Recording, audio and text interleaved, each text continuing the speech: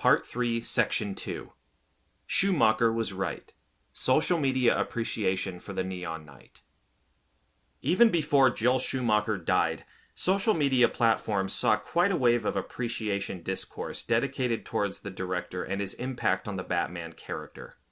In 2015, the suggestively titled Joel Schumacher Was Right fan page was created on Facebook. A general description of that community explicitly stated, "This is a Joel Schumacher appreciation page."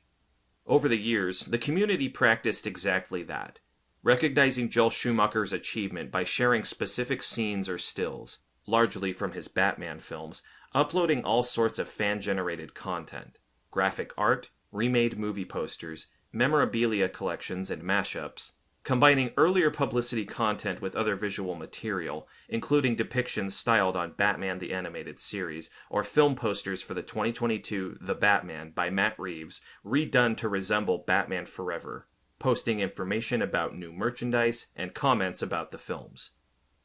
The Joel Schumacher Was Right social media circle, obviously structured as a congregation of Neon Knights believers and disciples, was later followed by a more generic appreciation community established in January 2020. The Joel Schumacher fan page greeted users as follows. Welcome everybody to the fan page dedicated to my favorite director of all time. Here you will find pictures, movie scenes, trailers, soundtracks, trivia, and everything related to this amazing and eclectic director, whose filmography has touched on almost every genre of cinema. Comedy, horror, comics, action, musical, drama, fantasy, thriller, and romantic movies. His amazing career also spans through music videos and TV serials, and it confirms the fact that Joel Schumacher is one of the most eclectic directors of all times. Joel Schumacher, one director, 1,000 stories. Dedicated exclusively to Schumacher, these two accounts were supported by the Batman Burton Schumacher Saga fan page, 2020. Another attempt to build an appreciation and nostalgia-driven habitat which combined the legacies of the Burtonverse and Schumacherverse as a joint venture, celebrating the entirety of the Noirmare Knight and the Neon Knight material as well as their conceptual derivatives. Outside Facebook, other online resources and venues were created by Neon Knight fans and followers with Schumacher's legacy in mind. Here, one cannot fail to mention two of the most invested websites and YouTube channels run by Neil Rickatzen. 1995batman.com, launched in February 2018, and 1997batman.com, launched in June 2020.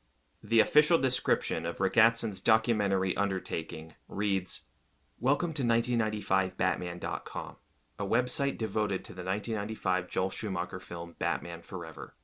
The aim of this site is to document, share, and preserve as much paraphernalia to do with the film, and I'll be posting vintage magazine articles, video segments, movie merchandise reviews, and more over the coming years." Rickatsen's effort is an impressive project, aiming to provide a highly diverse and insightful look at Neon Knight-related items and texts, including detailed discussions about specific action figures from Kenner and all kinds of additional merchandise, including figure mugs by Applause, playing cards by U.S. Playing Card Company, and detailed product reviews, describing, for instance, Batman Forever's Batboat model from Eagle Moss Batman Automobilia collection. Specific concepts and/or editions of Schumacher's films are even more astutely explored in Rickatsen's comments about the possible final form and substance of the Schumacher cut. Not unlike a genuine curator, the author collects and showcases all media press coverage of Schumacher's Batman over the years. This committed and highly acclaimed endeavor certainly qualifies as one of the most important and comprehensive attempts at establishing an appreciation discourse devoted to Schumacher. Rickatsen's 1995 Batman YouTube channel, with several thousand subscribers, is his most meaningful accomplishment. Besides such Schumacher-oriented online environments, there are numerous other individual posts, comments, video essays, and online discussions that may be identified as substantial elements of the discourse through which Joel Schumacher and his artistic legacy are appreciated. In an overview of such content, it would be worthwhile to describe the main categories or discursive patterns so as to reveal the most significant points in the debate and, consequently, highlight the main assets of the director's artistic unconventionalism, which produced the striking interpretation of Batman as the Neon Knight.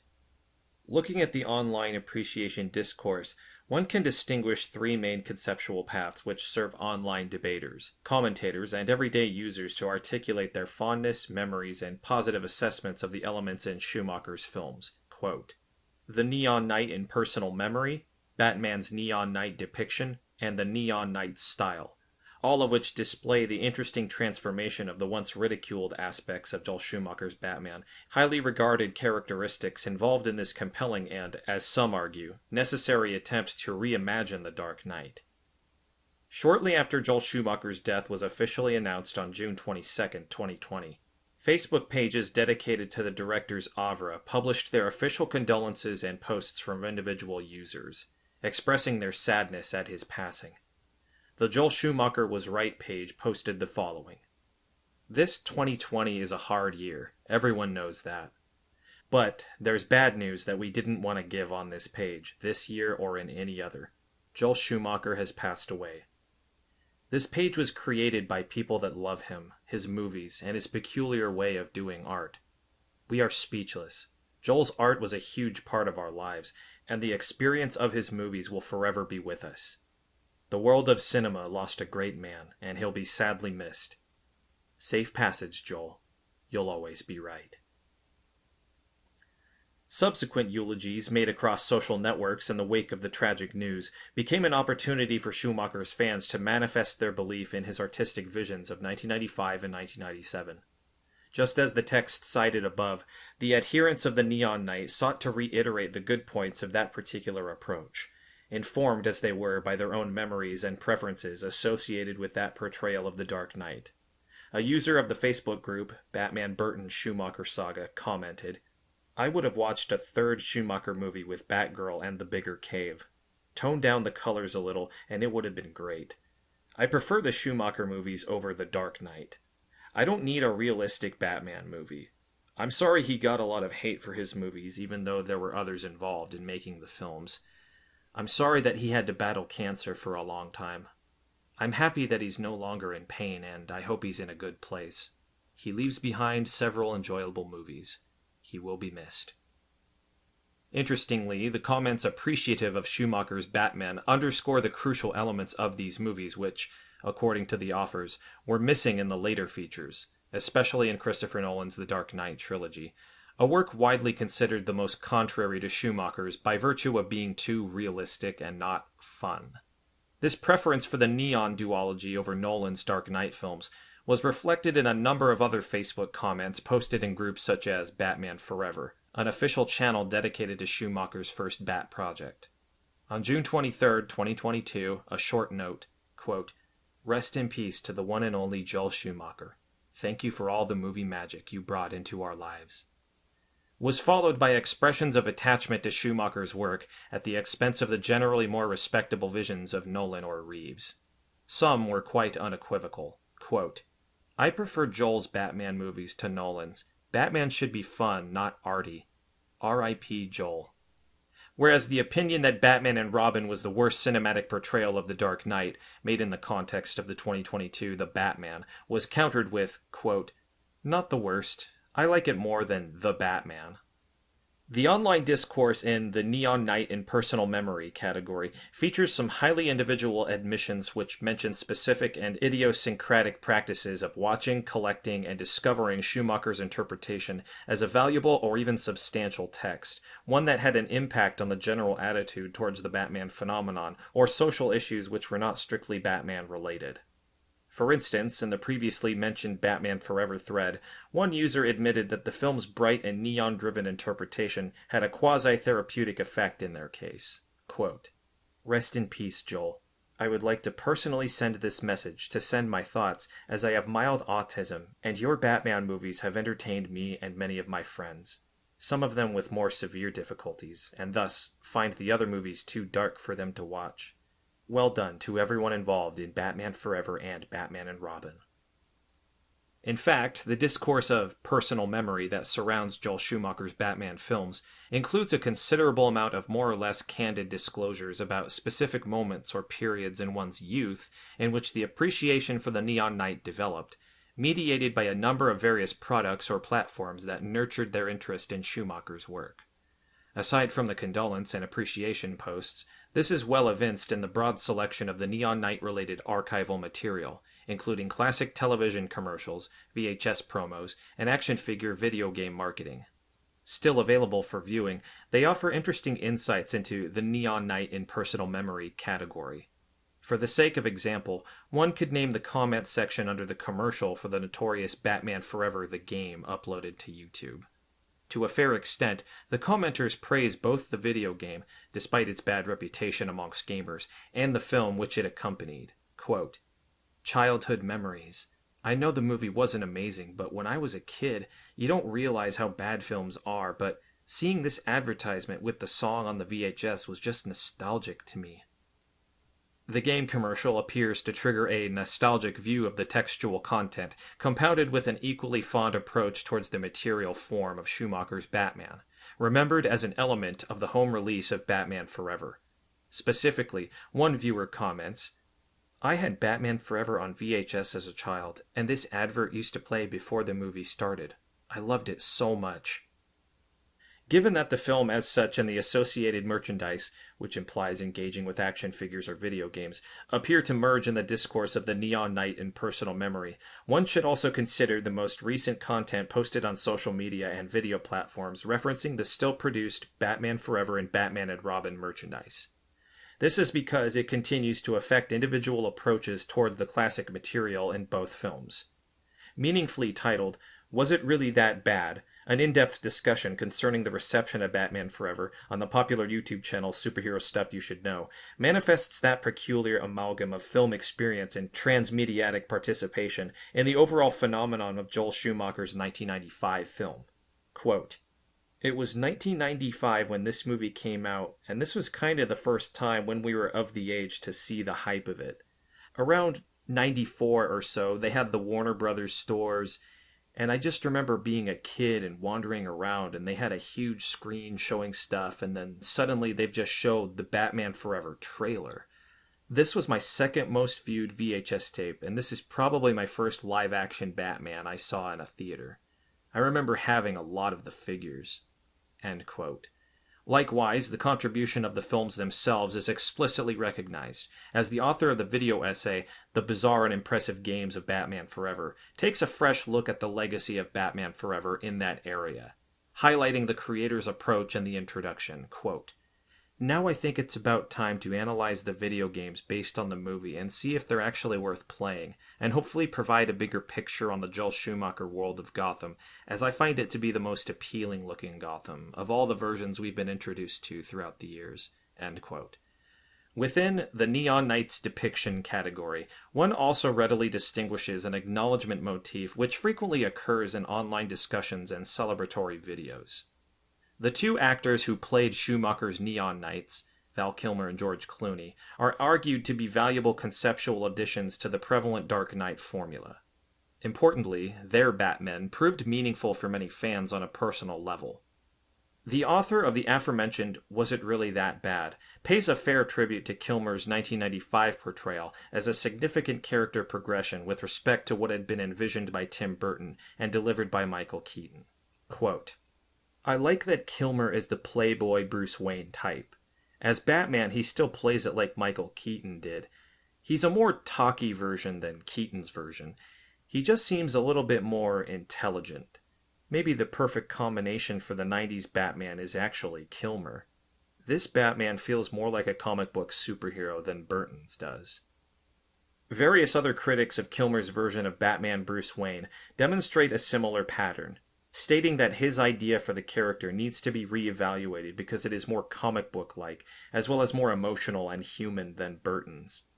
The video essay, "Batman Forever, the Best Batman Movie?", makes a significant assertion about Kilmer's humanity, revolving the plotline involving the mock suicide incident staged by the Riddler in Wayne's company. Quote, "Later, after talking about the apparent suicide with the Commissioner, Bruce Wayne goes on to show his human side by ensuring the family get full benefits regardless of suicide not being covered by the company policies. I think this is a beautiful and very human touch which is easily glossed over, and it's such a throwaway line which sits in the background to Wayne getting his first riddle." End quote.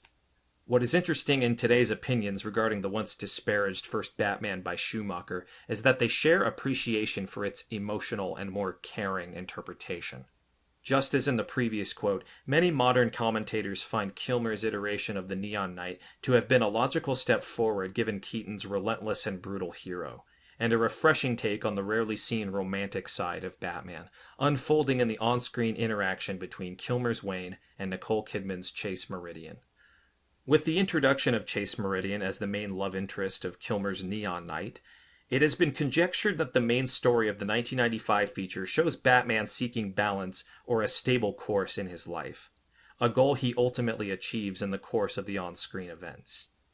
Having decided to place Batman in the position of self-rivalry and a paradoxical love triangle involving Wayne being in love with Chase, who falls for Batman as Wayne's alter ego, Schumacher introduced a somewhat unfamiliar theme of Batman trying to find mental and emotional healing and work through his painful memories and trauma, which are no longer a driving force, but an obstacle. And the superhero's crowning line, "I'm both Bruce Wayne and Batman. Not because I have to be. Now, because I choose to be." Schumacher radically changes the status quo of The Dark Knight, abandoning the brooding characterization in favor of a character who is fully reconciled with himself. That fundamental shift and the attempts to have Batman progress in terms of personal growth is another motif widely praised by Schumacher's fans today, who seem to have higher regard for that unorthodoxy within the Dark Knight's standard. This is evinced in the meaningfully titled 101 Great Things About Batman and Robin, a video essay which discusses numerous assets of the film, emphasizing the introduction of the brighter knight as the most valuable character development. Quote, "I do like that this movie has a focus on family, the ones that you're born to and the ones that you choose over time. When trying to make these movies follow one steady narrative is not an easy task. One could see this as an evolution of the Bruce Wayne character, starting off as an isolated loner who shuns the public and any chance of a personal life. Over the years comes into his own and accepts his own public persona, accept his life outside the cape and cowl, and how he's out there taking in orphans and starting a family of his own. It's nice to see this growth." End quote. When George Clooney replaced Val Kilmer as the finally untraumatized Neon Knight, his Bruce Wayne showed no traits of a brooding or depressed vigilante. That portrayal also receives a substantial amount of renewed interest today, as many fans see it as a direct continuation of the 1995 narrative. With Clooney's performance being frequently appreciated along the lines of, "It's, in a way, refreshing to see a more heroic Dark Knight," one can identify two other tropes of re-evaluation, which try to vindicate the previously deprecated elements in Batman and Robin, i.e. Clooney's family-friendly dad knight instead of a cool loner and the widely criticized sexualization of Batman's outfit. The apparently provocative presentation, 101 Great Things About Batman and Robin, offers an interesting look at the starring role which, dispraised as dull and flat, is redefined using the following arguments, quote, "I do think that as a public persona as Bruce Wayne goes, George Clooney was a great choice. Whether by design, accident, or coincidence, you can completely buy George Clooney being a smarmy millionaire playboy. As a matter of fact, I would say that's the role George was born to play. I think the scenes in which we see him as Bruce, especially when he's out in public, really work for the character, and really work in favor of the movie." End quote. There is increasing appreciation for the humanness of the character, already introduced with Kilmer's protagonist, which manifests in the actions of the 1997 Batman and his radically different treatment of the villains, especially compared with the Burton films. This is noted by the authors of Superhero Stuff You Should Know, as they ask, "Was it really that bad?" regarding Schumacher's second endeavor. Quote, "The ending is kinda underrated when it comes to Mr. Freeze's arc. I think the reason nobody talks about this is the fact that Batman actually helps Freeze become Victor Freeze again. He rehabilitates a villain, and we haven't even seen it in really any of the movies since." End quote. On the wave of appreciation for the brighter knight that Joel Schumacher developed in his Batman duology, even the most controversial and un-Batman-like elements in his movies are redeemed to some degree, because fans see them as valuable variations on the otherwise static character of Batman. With Clooney exonerated as a more optimistic and hope-bringing knight, it should not come as a surprise that even the tangible aspects of his performance, the rubber nipples no less, were also reconsidered in terms of their effect on reducing the macho ingredient in the Dark Knight's depiction. That achievement is praised in Batman and Robin is a Misunderstood Masterpiece, which concludes that the sexualized look of Clooney's Batman was an act of an artistic subversion. Quote, "Too many fanboys think Bruce Wayne Batman is supposed to be this super macho manly man fighting crime, and as such, many men idolize him. So there's no doubt that seeing their favorite male character being filmed the way that women are was too much for their hetero minds to handle. Joel Schumacher flipped that trope on its head. Nobody looks like that. At least, no one with a healthy relationship with their body. So why not make an absurd costume that creates that body for them?" End quote. As regards Batman's Neon Knight depiction, it could hardly have been expected that essentially all those features of Schumacher's Neon Knight that were branded as inferior, such as visual depiction, greater emphasis on socialization, and the untraumatized psyche, are embraced by fans who may recognize them as different, yet gratifying elaborations of the otherwise fixed Batman lore. Hence, it is not as shocking today to encounter such assertions as, quote, "Schumacher understood Batman's character better than Burton, and it's because Burton doesn't give a fuck about Batman," end quote, from which it follows that Schumacher's Neon Knight is a rightful creation among Batman's transmediatic and transaesthetic implementations. That being said, one has to remember that the more favorable notions about Schumacher's take on the character are to a fair extent fueled by individual, subjective preference for the distinctive visual concept that Schumacher reified in his Batman. In any case, whatever has been said about Schumacher's films recently in any format or media, it never fails to address one particular aspect, regardless of whether such articulations are interested in praising or bashing the duology. By and large, the one single thing that seems to elicit positive recognition nowadays is the look of both Batman Forever and Batman and Robin. The neon-filled, colorful, and easily absurd style that has become so emblematic of those films over the years. Significantly enough, it has been found meaningful in a discussion about the differences between the cinematic and comic book adaptations of Batman and Robin. Quote, "One thing this comic is missing is the appearance of Schumacher's Gotham City with all those neon light vivid colors." End quote. As previously observed, the living comic book aesthetic was absolutely essential to Schumacher's efforts to construct the on-screen visual narrative. Perhaps unwittingly, this is probably reflected in the present-day reactions across social media, in which the phrases living comic book, like a comic book, or just as in comic books, are ubiquitous by means of which the fans and commenters try to convey their own fascination with that particular style. In an assessment titled Joel Schumacher's Batman Forever is a Flawed Masterpiece, the author states right at the start that there are beautifully done set pieces that bring Gotham to life, and on top of that, there are still moments that visually feel like a comic book, such as the Riddler's headquarters towards the end of Batman Forever. Schumacher perfectly captures the essence of what a Batman movie should have looked like during the 90s era. End quote. The same enthusiastic tones are heard in 101 Great Things About Batman and Robin, which speaks in highly positive terms about Schumacher's neons, which effectively enrich Batman's portrayal. Quote, "Schumacher's Gotham does have a personality all its own. A massive, mostly crime-driven city where an over-the-top cartoony criminal underworld takes center stage. Where gangs look like they're better suited at a rave. Where giant statues of muscular men are intertwined in buildings' architecture. Where it's mostly night 24 hours a day and neon signs light the city streets. I don't love this take on Gotham, but I do appreciate it. It's not my Gotham City, but it is Joel Schumacher's, and I dig it." End quote. And also in the comment from Batman Forever, the Best and Worst of Batman on Film, produced by Cortex Videos, quote, "Cinematographer Steven Goldblatt uses tilts and moves his camera with a certain flair, stamping his style across the film in ways we simply don't see in most superhero films today. And production designer Barbara Ling gives every point of Gotham City the moody atmosphere and neon art it deserves." End quote. The Neon Knight style current in the discourse, whose presence in social media is quite considerable today, is an element that brings together the two other dominant themes in this renewed appreciation for Schumacher's Neon Knight. Combined with openly manifested approval for the more optimistic depiction of Batman and deeply personal memories of the first exposure to Schumacher's films, the partiality for the vivid and visually aggressive interpretation of Batman's world fuses into one with the Neon Knight's essence of an aesthetically and emotionally brighter embodiment of the Dark Knight. One that finds its faithful and committed audience, as the meaningful conclusion of the Batman and Robin's "Was It Really That Bad?" discussion on the Superhero Stuff You Should Know channel suggests. I think we remember it being atrocious because everyone else said it was atrocious.